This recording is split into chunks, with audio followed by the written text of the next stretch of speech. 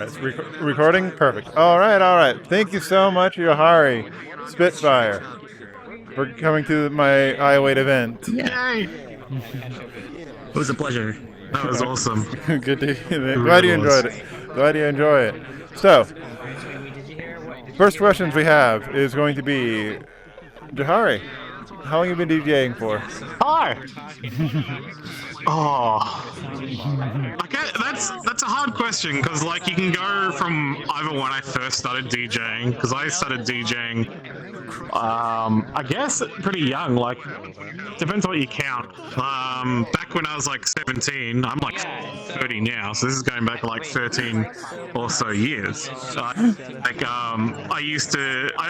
first started just like putting tracks together like in Audacity and like making mixes that way. Like I would rearrange like old Ministry of Sound annuals, like 2006, 2007 annual Ministry of Sound. You'd like put them, mix up the tracks, put them together, and do it that way. And then I kind of like started doing things like with my high school, like Sam Broadcaster, which kind of like I got to play music during lunchtime breaks over the PA speakers, which was really fun. And then from there, it kind of like led into doing things in places like Second Life.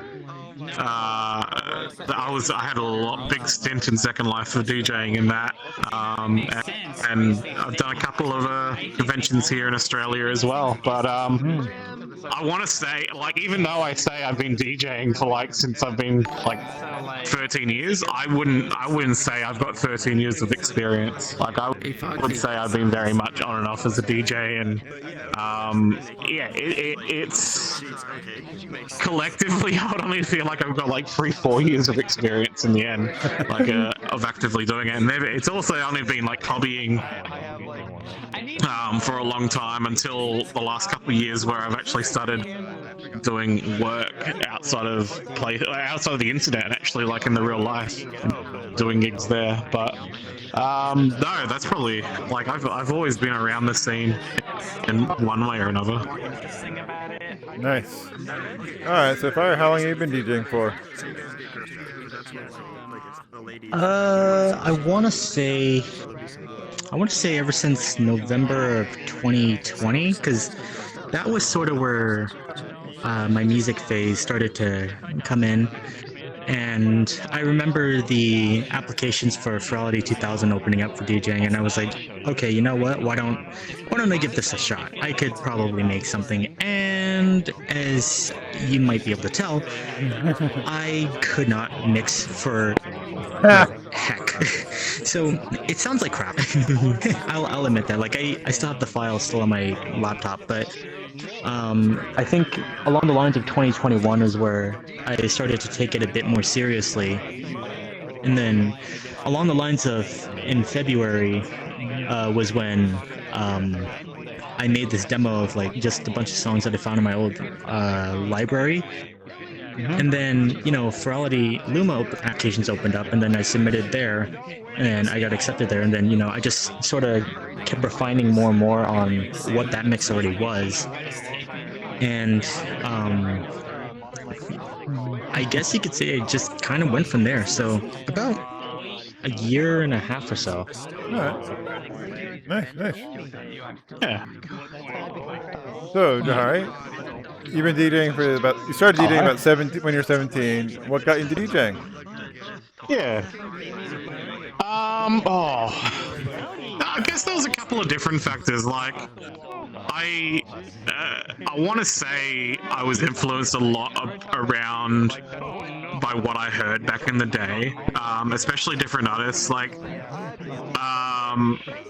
you got Tommy Trash and other DJs that mixed like Ministry of Sound back in the day, which influenced me heavily. I've got when I got into the scene, it was very much like YouTube wasn't even really a thing yet.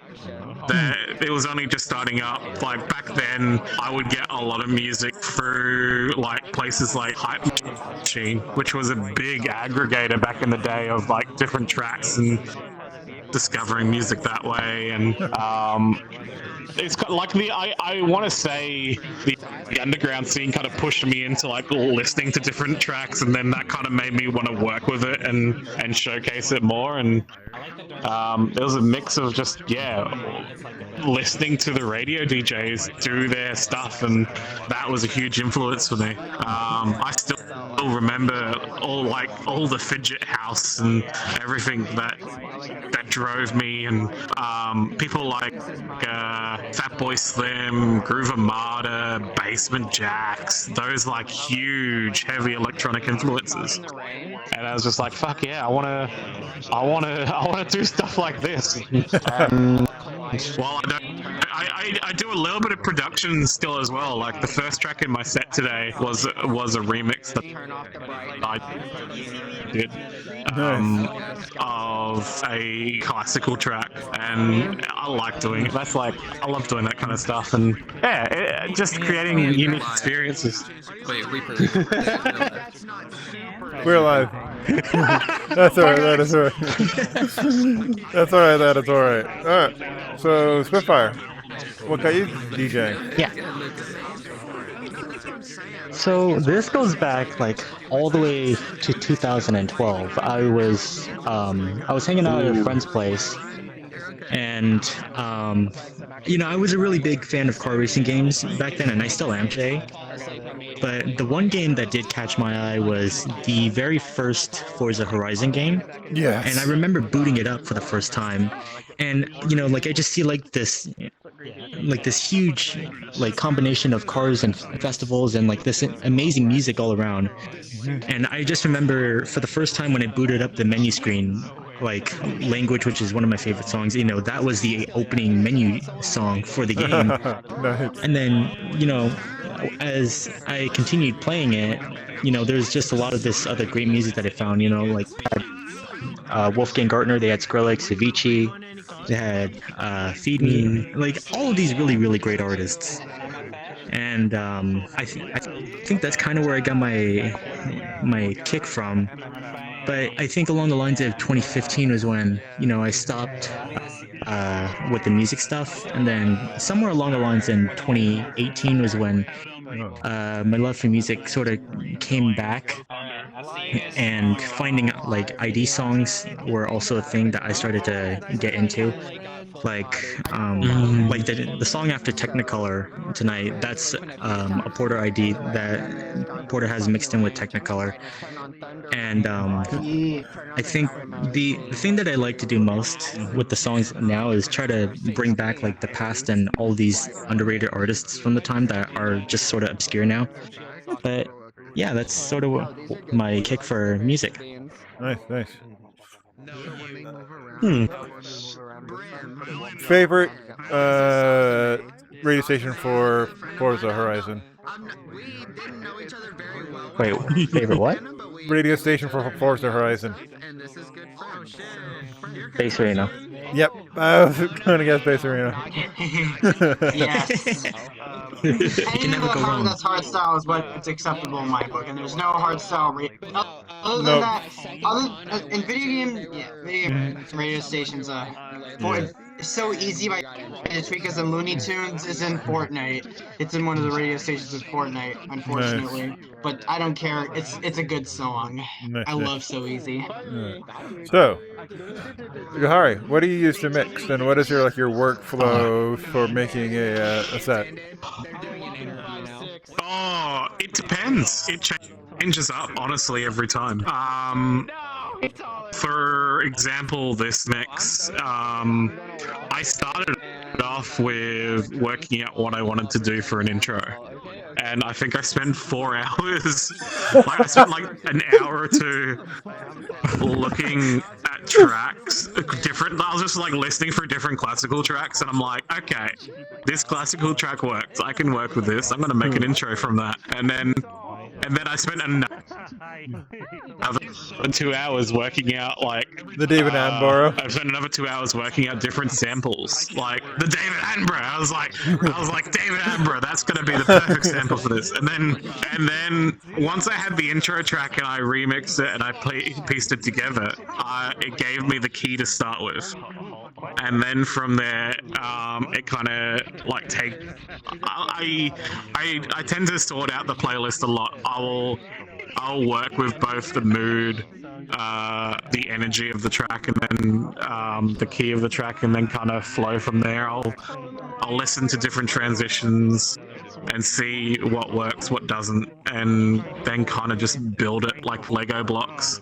Those are the sets, though, of course, that have like I can actually have time and I can do that with. There are times where, like, a lot of time I spend on sorting out my library, making sure I've got my own key descriptors of what tracks sound like and what they kind of feel like for me. So I can, if I ever do need to, like, live mix, then I'm like, okay, this is a donking track. Let's go find another donking track. That's literally one of the keywords I use to describe. There's like, I've got, like, donk, I've got bop, I've got vibe, I've got grimy, I've got steady. I've got like my own words on how tracks feel. And it's just like they make sense to me. And so, honestly, that's all that matters, really. Yeah, it makes sense to me, and I'll use that to build up like the Lego blocks for a set. Nice. And in terms of like, I currently use Tractor. I use a Tractor Control S4 Mark I. However, there's another DJ we know called Momo, who I'm about to. Oh, my boy! Momo! I'm about to grab their Tractor Control S4 Mark III. Love ya! I think I'm gonna get that. there. Let's see that. They're still in the chat. They're in the chat. Yeah. Yay! I'm gonna be get in there, Mark III, and hopefully if all goes well, I'm gonna use that Mark III for placeholder next week. See Foxy? He messaged on. He's in the chat right now. Yeah. Yay! Momo's my brother. Yeah. Brother at heart. So. Brother from another I'm a mother. tractor DJ at heart. But I use record box. I use mostly either Tractor or record box these days. Like I'm pretty flexible between using hardware or software. But yeah. All right. What is your workflow for like setting up the set, or like what hardware do you use, SpitFire? So I use a Tractor S2 Mark III, and basically all I do, because I mean, I don't have a lot of money, so I just kind of like I just like plug in my controller and I just sort of go from there. But how I do the sets is like, you know, obviously there's 2 tracks that I can only use, so you know, I really think about how each track is set up. Like most of the time I'll try to think of an intro and, you know, have like the next song for that queued in. But you know, tonight was sort of like it was sort of just like a lot of songs that I was piling up for a long time, a lot of rejected ideas, but the most of the songs in like the beginning, I just sort of just like kind of remembered where to cue it at, because those were like some of my Ocean demos that I have scrapped. I mean, I'm sorry, but you know, time to time, like I'll try to make some mashups in between as well. So like there's one at Luma that I did that had, I think, 5 tracks in one. So how I usually do that is, I know it's a nightmare to get right, especially when you only have 2 channels. So how I did it was like I had like 2 tracks queued together. And then I can agree with this sometimes, I put because I also use the 2 then track. I put the other, and then I put the other track in between, and then I just sort of fuck around with a lot of songs. And that's usually how I make my sets, to be honest. But for me, like, I don't know why, but it will take forever for me to get like a set done. Like, people will get it done in like 3 days or so, and here I am like taking like almost 2 weeks to get everything done. So other than that, yeah, that's pretty much how I DJ. Kind of sounds like me when I first started off. Like, Yeah. it would take me like to do a half-hour set. It would take me like 4 days or more, 2 to 3+ hours a Yeah. day to get a half-an-hour set done. But at least now it seems to be. Yeah. At least I'm more comfortable with like getting it done quicker. So I'm still new to. Yeah, I'm still a little bit new with DJing as well. Like, I still gotta work on a lot of things, but other than that, Yep. I think I'll be fine. yeah, you're doing fine. Your set was Yeah. really good, and it was good, nice closing energy. And I'm definitely glad that I Thank you. switched. I'm definitely glad that I switched these sets around to make the evening flow a lot better. Yes. I went very mellow. I went very mellow. Trust me, it's probably the most mellow I ever go. Yes. Most mellow ever go. Yeah. All right. So Johari, like, what genres do you like to DJ? Oh man, so I'm Pulls out the scroll. primarily UK garage. Well, I'm primarily UK garage and bassline, but that can be fairly diverse in itself because that goes into different genres and a lot of remixes. I originally was a fidget house DJ, which is very niche, and it's a genre that doesn't really exist anymore. That's gone back like 10 years, but that died out like 2012. That a lot of that time period influences me as well. So a lot of what we dub nostalgic electronic, like 2005 to 2011 electronic tracks, that was a big era for me. So I occasionally mix those genres as well. But these days, yeah, I pretty much only focus on UK garage and bassline because that's the tracks that I'm like usually popping up on my feed. That's usually what's happening, and I'm downloading on a weekly basis. Like that's the like algorithm is shoving to probably you. the biggest. Oh no! Yeah. Okay, so I hate SoundCloud. SoundCloud is horrible. I follow all these artists, and then I go to SoundCloud, and it's like, nah, I'm not going to show you anything that these artists have done. So I've come up with my own method to follow artists on SoundCloud. So I use a tool called IFTTT, which is if this that then, and I've set it up so if a person I follow on SoundCloud posts a track, new release track, then it sends that IFTTT then sends me a notification on Telegram of that new track, and I get that within like 5 minutes of them posting it. So that's how I follow. SoundCloud doesn't tell you if someone posts a new track, so I have to come up with my own method. And like I'm pretty meticulous with like keeping my library up to date and tracking down new remixes and like underground bassline tracks and garage tracks, and like that's probably the most time consuming thing for me as a DJ, because like I'm going through like maybe like 150 200 tracks a month, and then you have to sort them all out and tag them and listen to them and all that, and that's a huge job. It's a huge job. Definitely. Oh, yeah. But that's I'm mostly garage and bassline. Nice. A bit of grind. Okay. Nice. Alright, so far, what genres do you play? Yeah. Mainly Complextro and Electro House, but recently I've been sort of experimenting a little bit. Like there's a Headhunters remix of Spaceman Bahar Well that I've been wanting to try to use for a little bit, but I just haven't really found a right use for it.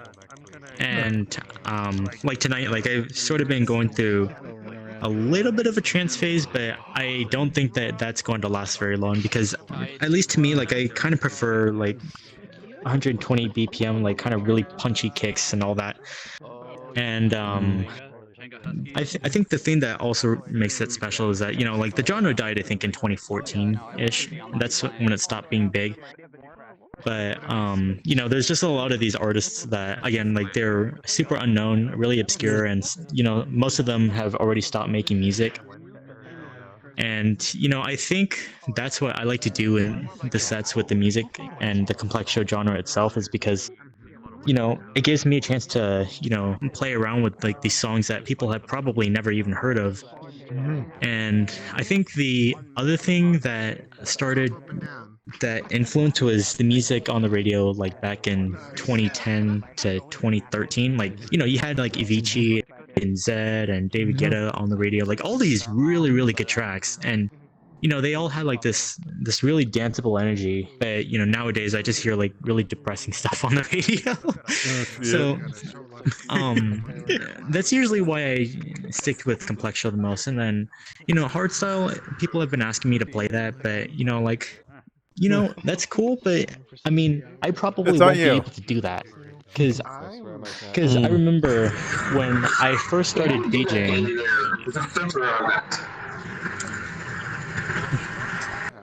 Because I remember when I started DJing, I wanted to do 5 genres in one, and you can imagine that it doesn't really sound good if you don't know how to mix them correctly. Like, if you're not low prov, then yeah, like if you're not low prov, then don't mix 5 genres into one. Because the main genres that I wanted to do back then was electro house, trance, hardstyle, dubstep, and psytrance. That was the 5 genres that I wanted to do, and obviously that doesn't really work with me. So you know, I stopped doing that because I was like, you know what, this doesn't feel right, and you know, I'm not really happy with the way how these are sounding. And that's when I finally went back to my old music library and I found complex show again, and that just sort of kicked in for me again. And that's when these other events started opening up. I'm like, you know what if I put these tracks here, like in a DJ set, for people to hear for the first time, or probably the first time. And that's mainly why I play complex show a lot. Nice.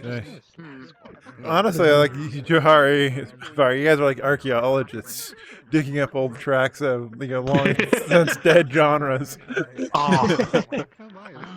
It is that way sometimes. I've got tracks in my library that you can't even find on the internet anymore, and it scares me. Like, just recently I was talking with Momo again. I was talking with Momo because of the hardstyle genre, and a lot of the archives and mix archives that they relied on for a lot of their tracks and free music, they've all gone under, and like they can't be hosted anymore. And it's a shame because that's a huge, like, that's a whole plethora of music history that just goes away.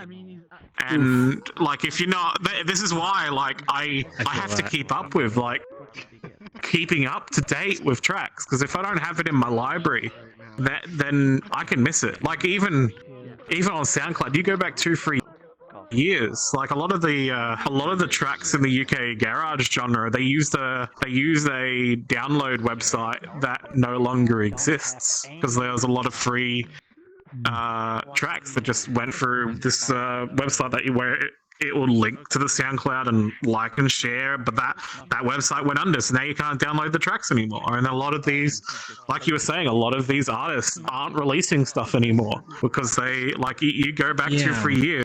It's like a lot of the cool niche tracks are by artists that like only stick around for a year, and then they disappear. And it's like, damn, this is a jam. Fuck, why are they still not around? It's ridiculous. And this is where sometimes you have to actually like reach out to someone on Twitter. It's like, hey, you did a really good bop. Can you send it my way? Which sometimes work, but a lot of the time doesn't. Yeah. So. Like, I always feel bad when I have to ask people because, like again, like, these tracks were released back then, but then, you know, they're just taken off for whatever reason. Yeah. And like, the only people that and like sometimes like it's not even possible to get like lossless copies of these songs anymore. So sometimes that annoys me. So like as someone who usually likes to have like FLAC files or WAV files and like sometimes in their sets, like it annoys me. But you know, as long as the song is there and if people have it, then you know I am completely happy with that. But again, it's a shame because you know these tracks are really really good and these artists spent all this time like making these songs, and you know now it's just forgotten and history. Very much so. I agree with that. Yeah, that is definitely awesome. Like it's unfortunate that like a lot of history, a lot of shows, TV shows, radio shows, whatnot, go away because nobody thought that they would need to preserve these. Yeah. So, Johari, like, and there's only so far archives go as well. Like, yeah, it's a shame. Like the Wayback Machine doesn't track downloads or anything like that. It only tracks web pages. And, that's one of the biggest projects, and that's just unfortunate. Yeah. Sorry, interrupted. I know this is off topic, but I actually managed to get a download off of the Wayback Machine once. Don't remember how though. Oh. Very lucky. Yeah. So, Johari, what advice would you give to like budding new DJs?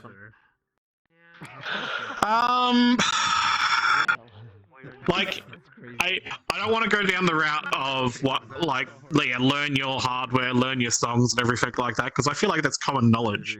So what I'll probably give to budding DJs is like learn how to discover new music.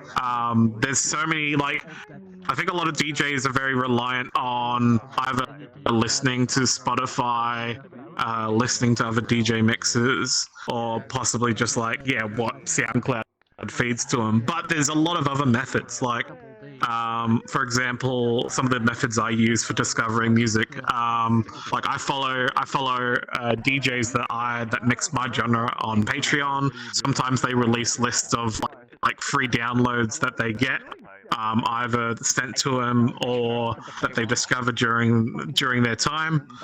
I of course scour DJ mixes.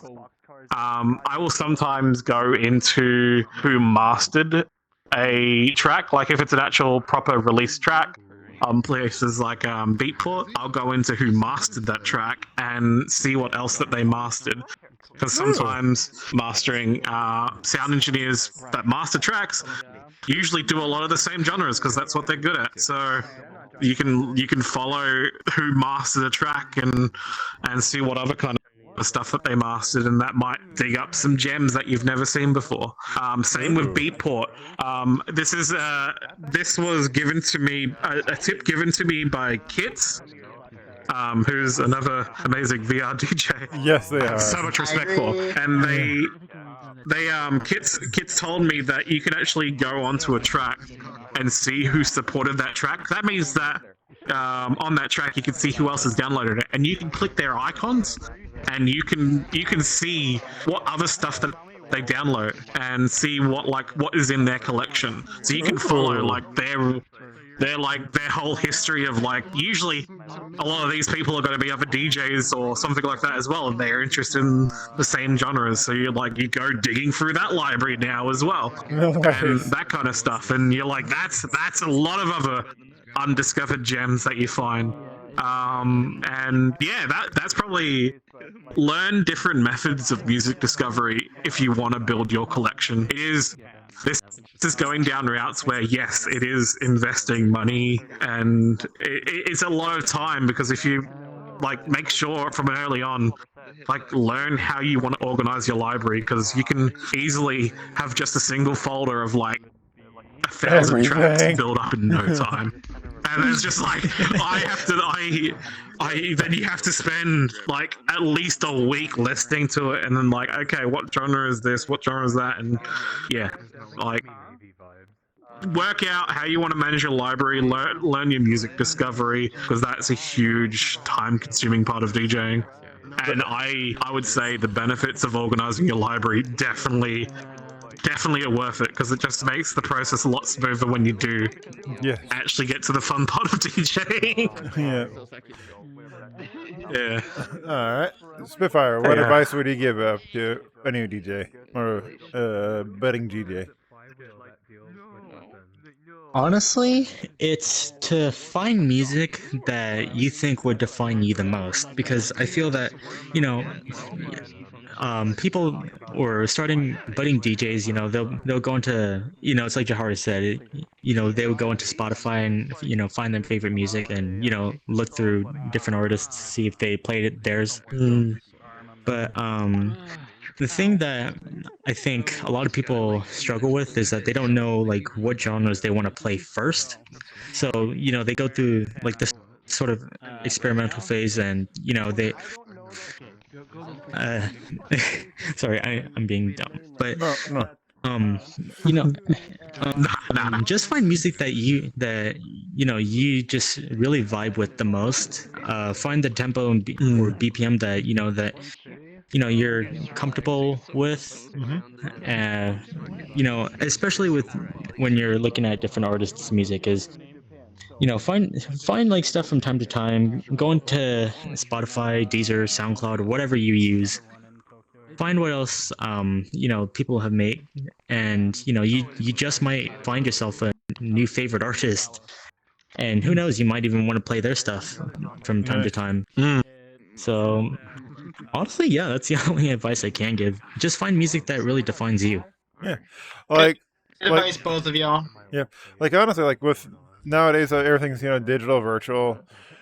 You really don't have to pigeon yourself into a hole for to be a part of a club or a live event. Like play whatever you want to play, and as long as you're having fun with the music, there is bound to be some audience out there for you. Yeah. Even if everyone has their own. And we're in a lucky space. We're in a very lucky space in VR to be able to play what we play. Like I can't pull this off too often, like out of VR, because like if I'm doing a party event, they're like, oh, can you do like 60s to 90s with some mixing of current tracks? And it's like shit, and you have to work that out all of a sudden. Or they usually very specific on genres in clubs, like they want R&B and they want like top 40 or things like that. But yeah, especially online and in VR, like you have the opportunity to do what you want to enjoy and continue to hone that. And if you can hone that, like yeah, you'll definitely go far. And it's always worth practicing other genres, but definitely continue what you enjoy. I agree. Anything you want to add? Yeah.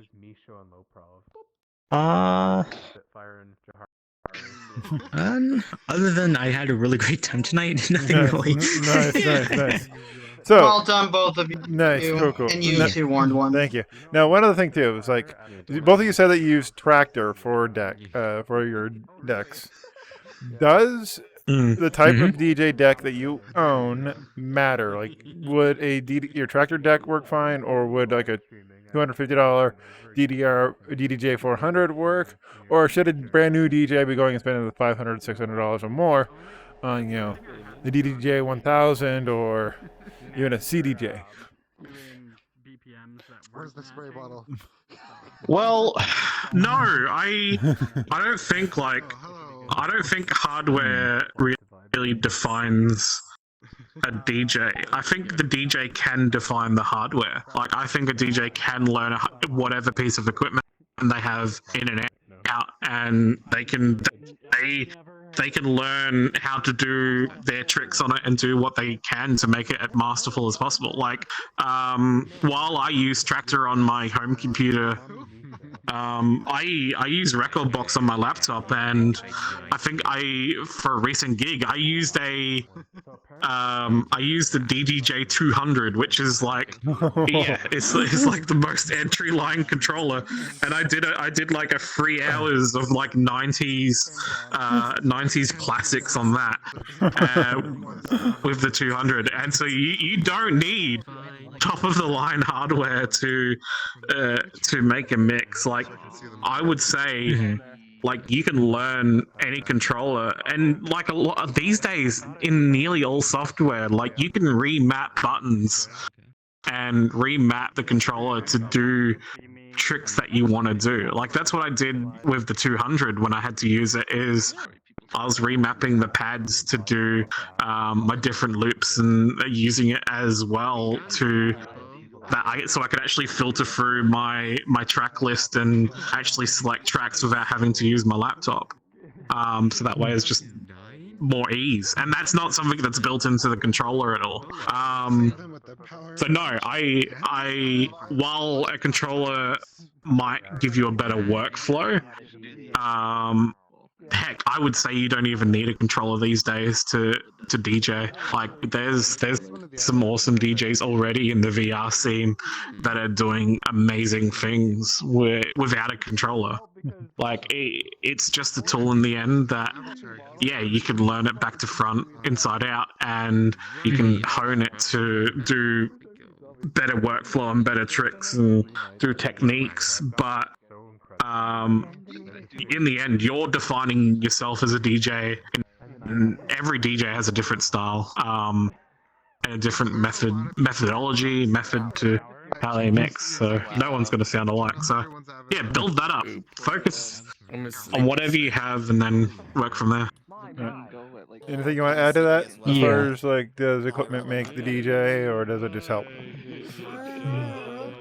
Honestly, if you have the money for a controller, then honestly, do it. Because you don't need 4 channels if you're starting out. Because if you got 4 channels, then you might be overwhelmed, or you might not. Really, it just depends on if you want to do this or not. And again, it just depends on preference on which controller you want or which software you want. It really doesn't matter. If you are passionate about this and you want to DJ, then get whatever controller that you want. Honestly. All right. Yeah. Because that's sort of what I did with my controller. Because I just looked at it from Ronnie HK's advice for the tractor, and I'm like, okay, you know what? I'll give this a go. So, yeah, that's all I got. Nice. All right, Johari. So, if you were to send a message back to you when you're first starting DJing, what message would you send back to yourself? Oh man, what would I send? Like what pitfall did you fall into? To invest in Microsoft. Buy $100 worth of bitcoins. Because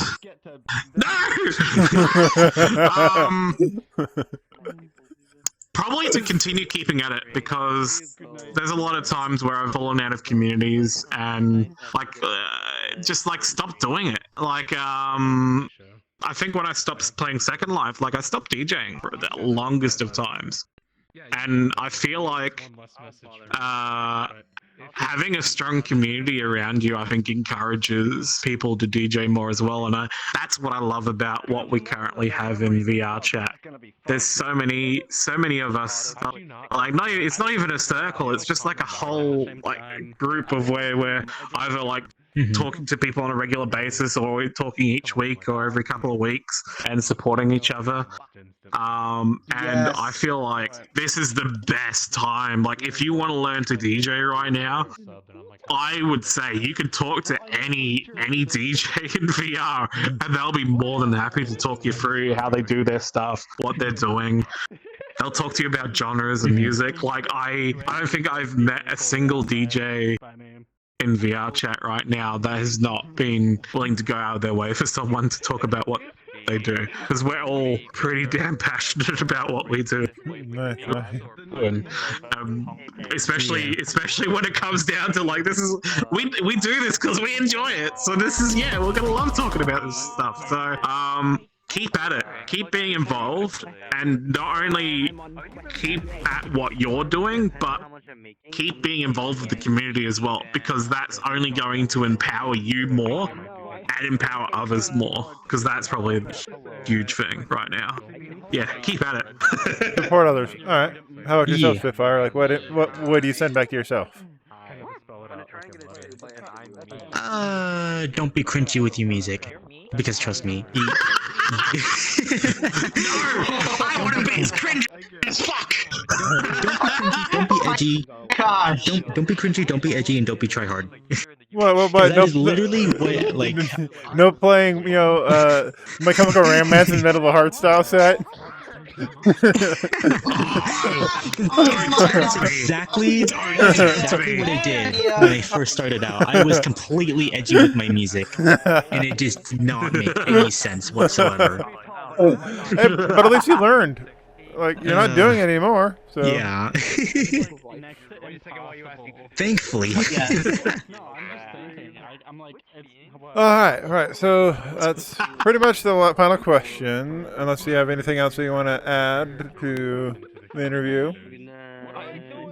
No, I think that's pretty much that covers everything, really. Nice. So for the next iWAIT, we're going to have a first for iWAIT, a back-to-back DJ Clicksaw.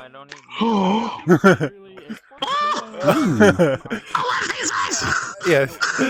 And then we're also going to have their debut of the brand new DJ, Grizdog. Oh. Yes. Ooh. That's a huge first day. Yeah. Holy damn. Wow. Yeah, like that's what I wanted this event to be. Is like it's proof that you don't have to be the best DJ in the world to be accepted to events. Yes, a lot of times you will need to be fairly decent with your event DJ to be accepted to events, but this I want to be as like the intermediate spot. It's like, hey, beginner spot. Like, here, try this out first. And, get some feedback from DJs like myself. Like I'm not new, relatively new. I started in June of last year, but I have learned so much listening to other DJ sets like Budo Tatsu sets, DEFCON's, Valent Nova Lights, and like various other DJs, like literally the DJs that are on my outfit are like all DJs that I looked up to, and they have helped me out. So this is like my way of helping out the next generation. It's like, hey, you don't need to have that $1,000 deck. You don't need to have, all of that other stuff. Like, get your skills done first. And once your skills have been established, then you can upgrade. It's like driving a car. Like, if you put a brand new driver into a Lamborghini, they're going to probably put it into a telephone pole. But you set them up in like a Ford Taurus, they're going to use that car a little bit better and get used to driving, and then eventually you can put them into the Lamborghini if they're doing well enough.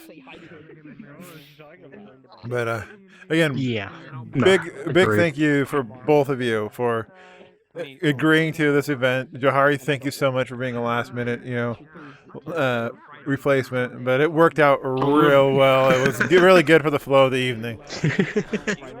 All right, well, thank you so much all. We're going to go ahead and I'm going to end the stream, and then we're going to send you guys over to another DJ.